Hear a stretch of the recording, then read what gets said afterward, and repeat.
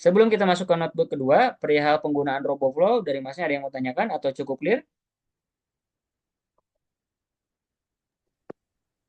Oke, cukup paham. Cukup ya. Nah, untuk lanjut ke notebook 3.2, kita akan lanjutkan di Google Colab.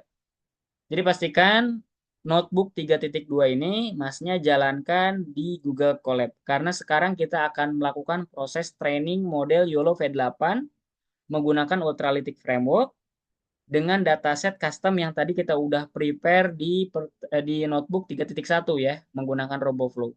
Caranya gimana agar kita bisa buka notebook 3.2 ini di Colab? Nah, di bagian bawah sini ada tombol, tinggal diklik aja ini ya.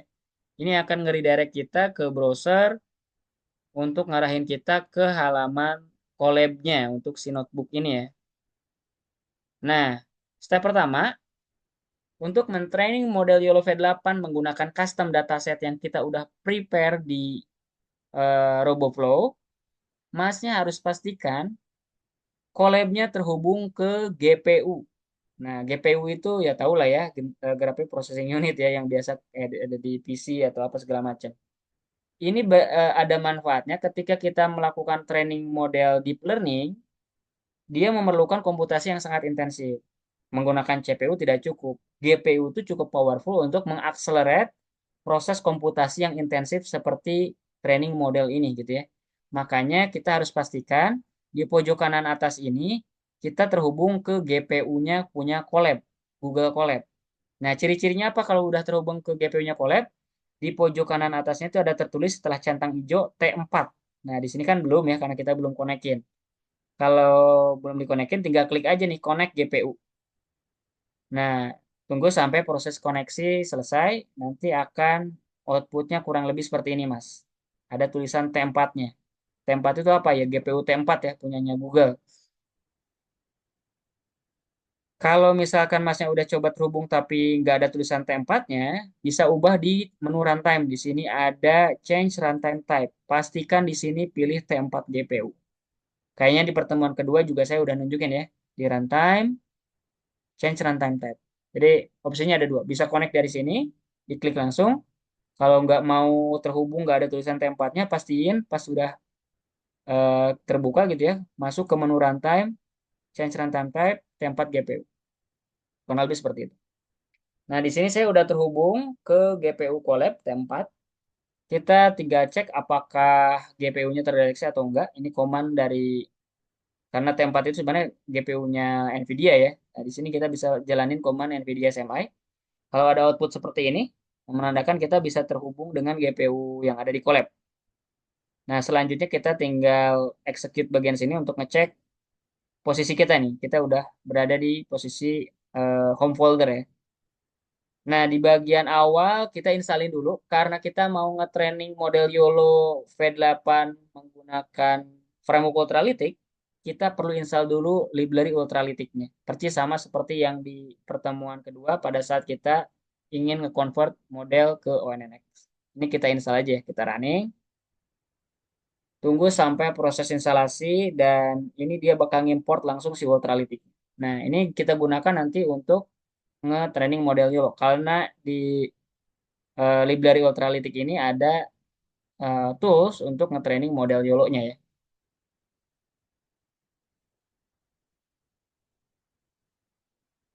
Nah, oke udah selesai diimport. Selanjutnya di sini kita tinggal import. Ada modul YOLO di sini dari library Ultralytic. Tinggal kita import aja.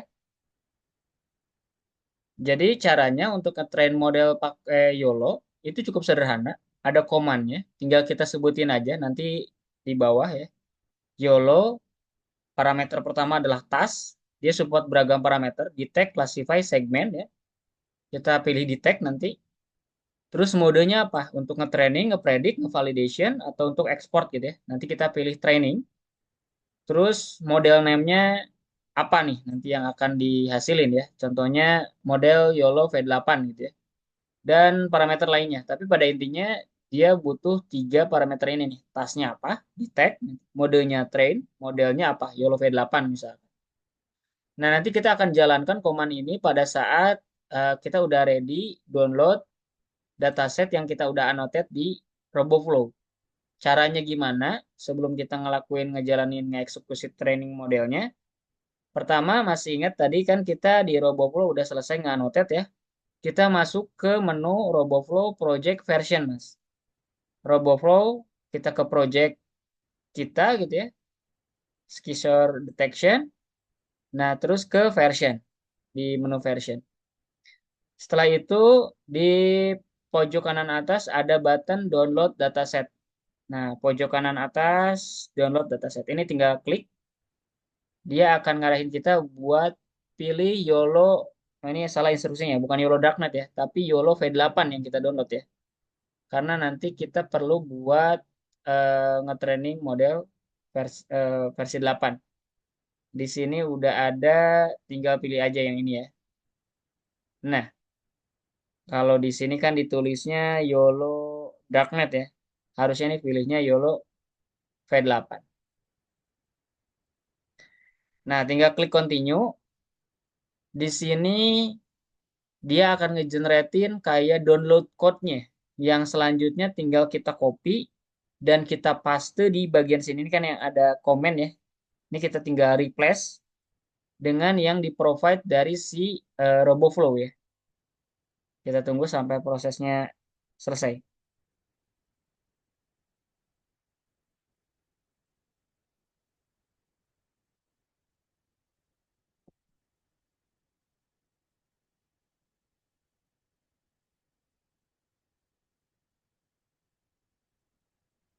Sambil nunggu proses dia karena akan ada proses nge-zip file dan lain sebagainya.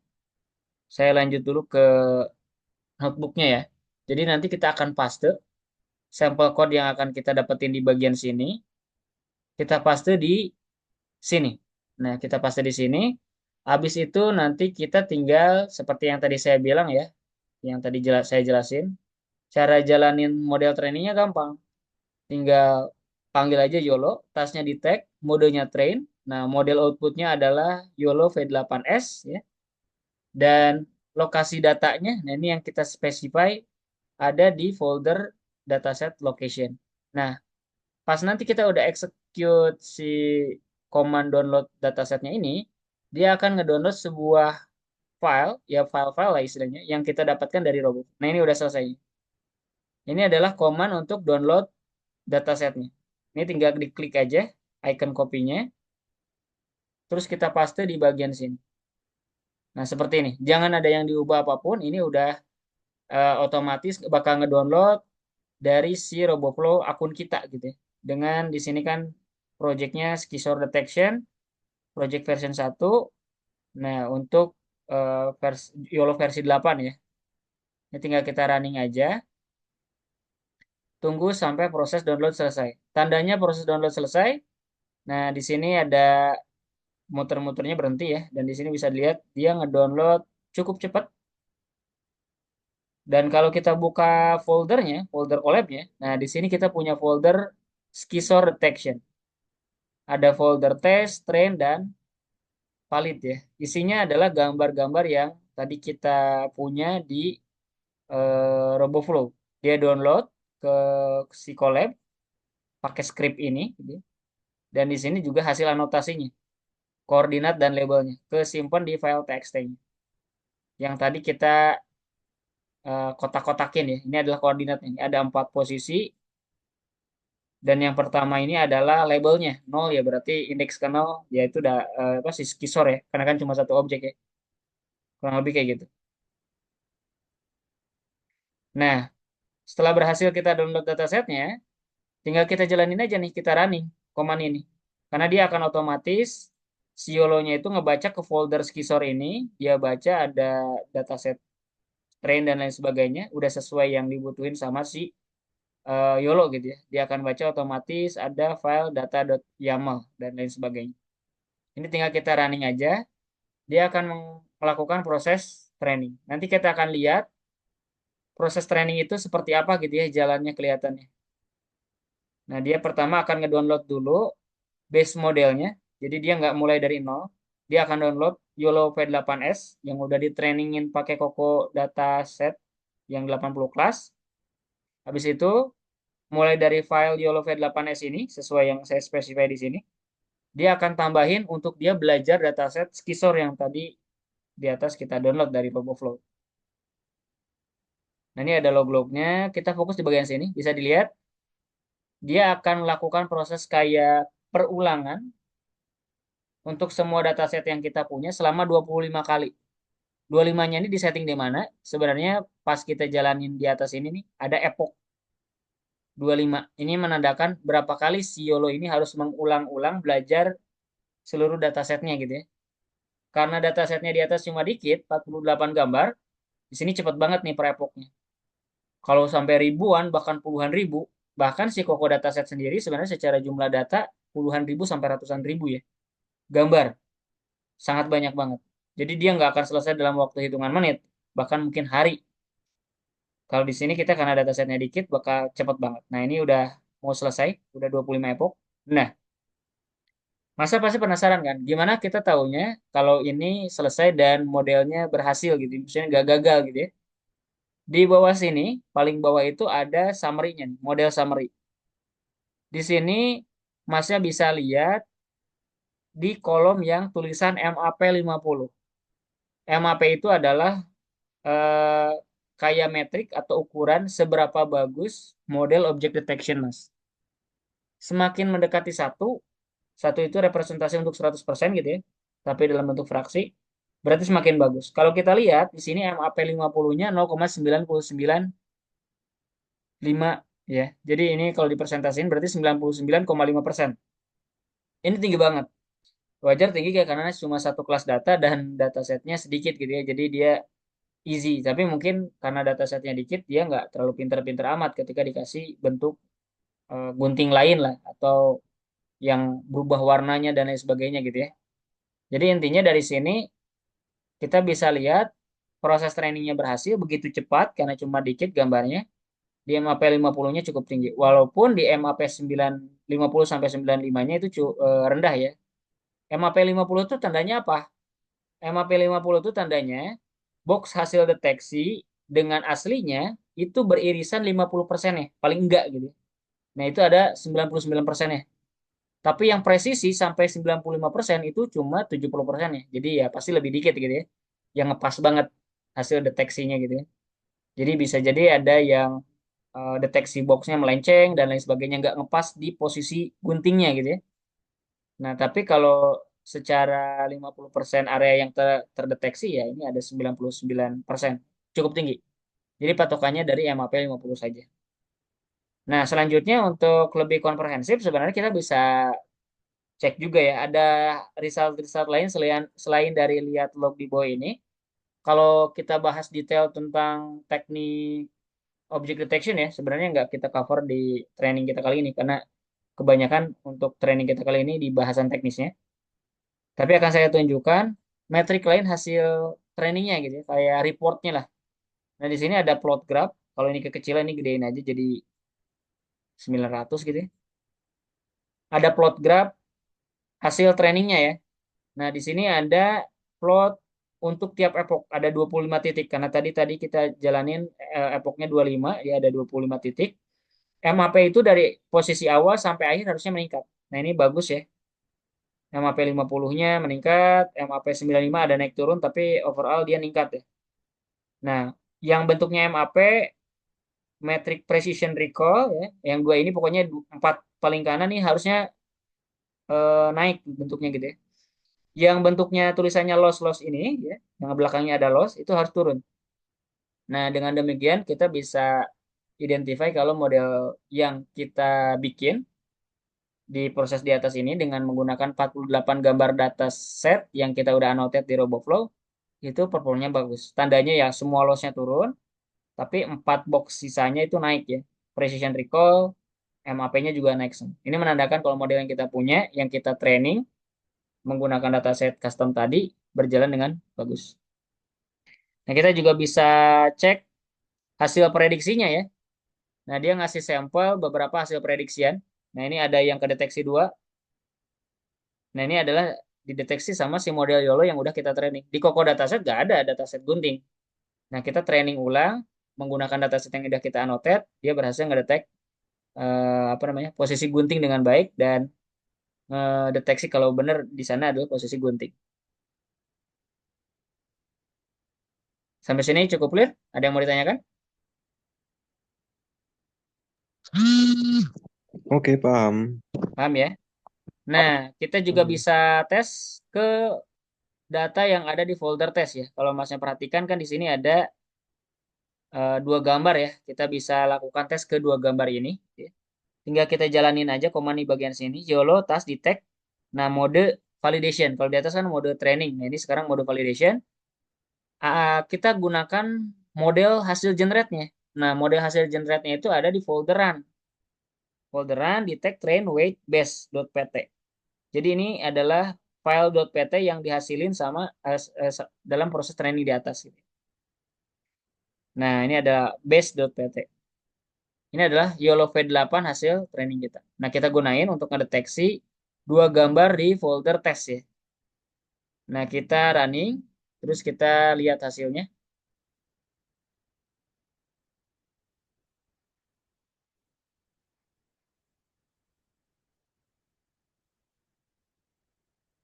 Nah, untuk nampilin gambarnya, kita tinggal running di bagian sini.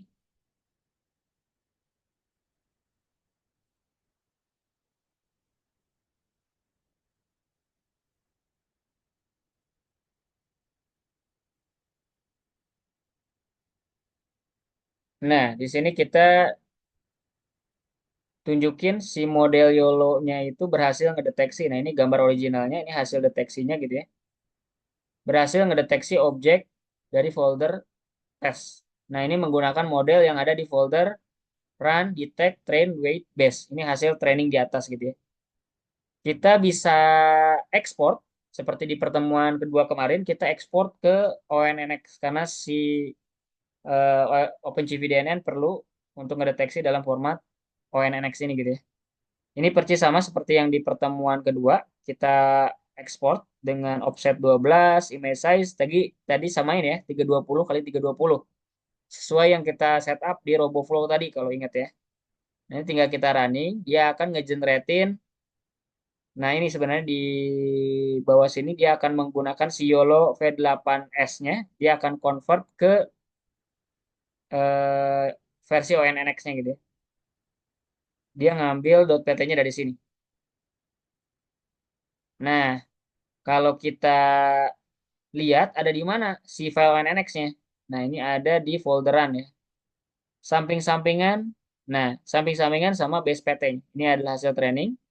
Ini adalah hasil konversi di bagian sini ke ONNX. Nah, ini kita bisa download ke komputer kita nanti untuk kita pakai dengan OpenCV DNN ya. Tinggal kita jalanin sama komannya untuk download seperti yang di pertemuan kedua. Di sini dia akan download dan rename gambarnya jadi YOLO V8.onnx. Dia akan copyin dulu. Nah, dia akan bikinin dulu ke folder atas ya, biar nggak masuk ke folderan. Nah, dia akan generatein yang YOLO V8 ONNX. Terus di sini dia akan downloadin. Tunggu sampai processing downloadnya selesai.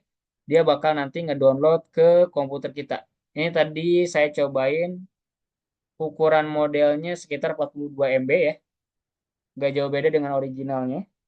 Nah, ini dari originalnya YOLO V8S ya. Kita trainingin pakai dataset Skisor untuk mendeteksi gunting.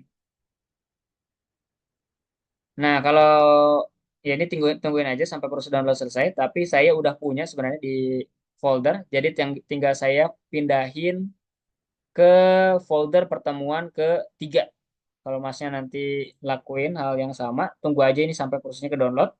Nanti bakal ke download ke folder download di komputernya. Nah, anggap aja sudah gitu ya. Saya pakai yang udah ada di folder download saya. Nah, ya, instruksi selanjutnya kita selesai di notebook 3.2, kita pindah ke notebook 3.3 untuk ngetes model YOLO V8.onnx ini, ya, yang tadi kita download dari notebook 3.2, kita akan tes menggunakan OpenCV-DNN. Benar nggak? Bisa ngedeteksi gunting. Caranya tinggal kita drag si YOLO V8 ONNX ini ke folder model. Nah, ada folder model. Ingat di pertemuan ketiga ya, folder pertemuan ketiga. Sehingga nanti masuknya ke sini. Nah, di notebook pertemuan ketiga ini, di bagian 3.3, jangan lupa kita harus terhubung ke environment belajar OpenCV ya. Nah, kita pastiin pojok kanan atasnya udah connect ke belajar OpenCV dan kita pastiin OpenCV-nya udah kita downgrade ke 4.7. Harusnya di pertemuan kedua kemarin kita udah lakuin hal yang serupa ya. Jadi di sini kita bisa lanjutin. Nah, dengan setup seperti ini kita bisa coba import. Nah, di sini udah jelas yang saya pakai 4.7. Pertama kita define dulu class name-nya. Masih ingat di pertemuan kedua kan saya pakai coco.py ya untuk nge-define list objek Coco datasetnya yang ada 80 ya. Tapi di sini biar saya bisa biar simple, simple gak saya taruh di file .py, tapi langsung aja saya tulis di sini. Karena objeknya cuma satu, jadi saya tinggal tulis skisor aja. Kalau masnya misalkan ada beberapa objek di datasetnya, sesuaiin aja, sesuaiin posisi di datasetnya gitu ya. Skisor misalkan car, terus bus, terus misalkan person, kurang lebih seperti ini. Ngikutin berapa banyak objek di dataset yang masnya punya. Karena kita pakai skisor dataset cuma satu ya, kayak gini aja ya. Setelah kita define class name-nya, nah di sini kita akan lakuin hal yang sama seperti di pertemuan kedua. Kita load model ONNX-nya. Di sini namanya YOLO v8.onnx, nggak pakai S ya di sini. Nah, terus kita baca pakai OpenCV DNN, CV2 DNN readnet from ONNX ya, persis sama. Terus di sini saya akan coba, di sini saya punya gambar, oh ini nggak ada image 4 ya, ini ganti aja biar nggak error, image 3 ya. Nah, image 3 ini ya 1, 2, 3 ya. Nah, kita akan baca gambar ketiga ini, ya 1, 2 juga bisa, nanti kita akan tes ya. Coba dari gambar ketiga yang backgroundnya hijau ini. Nah, terus kita akan convert ke blob, masih ingat ya? Di pertemuan kedua, gambar NumPy array-nya kita convert ke blob agar support bisa dibaca sama si OpenCV DNN. Baru di sini kita lakuin forward pass, dapetin outputnya, output hasil deteksinya. Di sini kita bisa dapetin indeks kelas dan koordinatnya ya, koordinat objeknya. Nah, di sini kita bisa apply post process ONNX untuk ngefilter, nge-apply apa? NMS seperti yang dijelasin di pertemuan kedua lah. Intinya nge-merging box yang saling overlapping biar nggak double. Tadi kan kalau kita lihat di collab ada hasil deteksi yang apa namanya overlapping ya. Ini kan bisa di merge jadi satu, ini bisa di merge jadi satu dan lain sebagainya. Ini kita bisa handling dengan NMS di function post process ONNX ini menggunakan utils.py. Terus hasilnya kita tampilin. Nah, ini kita running. Nah, lihat hasilnya. Nah, di sini berhasil ngedeteksi gunting presentasinya cukup tinggi, 99,4% ya. Nah, ini di image ketiga. Kalau kita switch ke image satu, nah ini juga sama. Hasil deteksinya tinggi banget, bagus. Image 2 juga. Nah, ini juga bagus hasil deteksi. Dari sini membuktikan apa? Membuktikan model yang kita training, yang kita generate tadi di Google Colab, yang kita terus pada ujungnya kita download ke komputer kita, berhasil bekerja dengan baik dengan OpenCV DNN. Si OpenCV DNN bisa ngedeteksi gunting menggunakan model YOLO V8 ONNX yang kita training tadi di Colab. Menandakan ke depannya kalau masnya ada kebutuhan untuk mendeteksi objek lain di luar 80 kelas data yang ada di Coco Dataset, masnya bisa lakuin step yang sama. Jadi siapin datasetnya tadi ya, upload ke si RoboFlow, annotate gitu ya, kasih kotak-kotak, kasih label. Kalau sudah selesai, sesimpel tadi di atas tinggal paste, paste di bagian sini, selebihnya tinggal next next running running running aja, nggak ada yang perlu dirubah. Terus ujung-ujungnya ke download di bagian bawah. Pastiin aja di bagian sininya model MAP-nya itu bagus gitu ya. Nah ini nih, MAP 50-nya bagus agar kita bisa tahu oh ini dengan dataset segini kita bisa ngasilin MAP yang cukup lah gitu ya.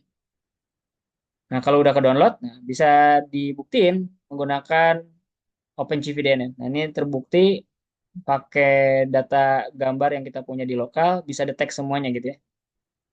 Nah, sekarang saya akan cobain, kita akan baca sumbernya dari webcam gitu ya. Apakah si apa namanya? Apakah si modelnya mampu mendeteksi kalau sumbernya dari webcam? Berbeda tadi dari gambar ya. Kalau dari gambar mah kan cukup jelas ya. Kalau webcam posisi malam, cahayanya tidak terlalu bagus gitu ya. Apakah bisa detect atau enggak? Nah, ini kita tinggal running aja. Dia akan akses webcam di kamera saya. Nah,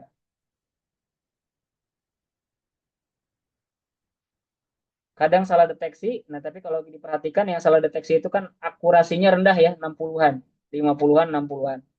Nah, kita bisa hilangkan yang hasil deteksinya rendah. Caranya gimana? Nah, di bagian post process analytics ini kan ada confidence threshold ya.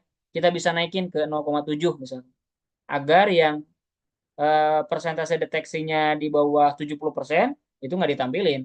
Jadi yang ditampilin itu adalah yang persentase deteksinya tinggi. Kita running ulang. Nah, hampir nggak muncul-muncul lagi kayak tadi. Nah, ini menunjukkan si modelnya mampu mendeteksi dengan baik, kalaupun sumbernya dari kamera ya. Walaupun di posisi ruangan saya ini nggak terlalu, ya cukup terang lah ya, segini masih oke, apa namanya, secara pencahayaan. Kalau gelap banget mungkin akan lebih susah dia untuk mendeteksi. Kalau saya miringin, dia masih bisa deteksi. Kalau saya balik seperti ini, apa dia masih deteksi? Ya bisa, masih masih deteksi ya. Nah, kurang lebih seperti itu. Dari sini cukup clear, Mas. Ada yang mau ditanyakan? Oke, Mas, paham ini. Cukup Paham ya? jelas bagi saya. Ini kalau kalau tadi Ya. Masnya lihat sepintas ya, boxnya itu kan kayak kurang pas, kayak kegedean ya, gak ngepas di guntingnya kan. Mhm. Nah, Iya, ini ya. sebenarnya bisa di adjust di bagian sini. Ini pastikan yang cropnya di set ke pas. Ini optional aja ya. Kalau mau ngepas bonding boxnya pada saat deteksi, di bagian pas nge-convert ke blob, ada parameter crop di set file. Nah, sekarang harusnya, nah dia lebih slim ya dibanding tadi. Kalau tadi kan lebih gede gitu ya. Nah, sekarang lebih ngepas. Kalau miring kayak gini, nah kadang kedeteksi kadang enggak. Karena nggak terlalu banyak dataset yang posisinya kayak begini gitu ya. Tapi kalau kayak gini, dia zoom in, zoom out, dia masih ngikut. Kadang masih ada objek lain yang salah, masih terdeteksi. Nah, ini wajar banget karena memang datasetnya dikit ya. Hanya 48 gambar secara keseluruhan dan sebagian juga hasil augmentasi. Jadi secara variasi gambar nggak terlalu banyak sebenarnya. Nah, jadi tipsnya di pertemuan ketiga ini adalah ketika kita melakukan proses training model, pastikan kita mulai dengan punya dataset yang cukup, punya gambar-gambar yang cukup.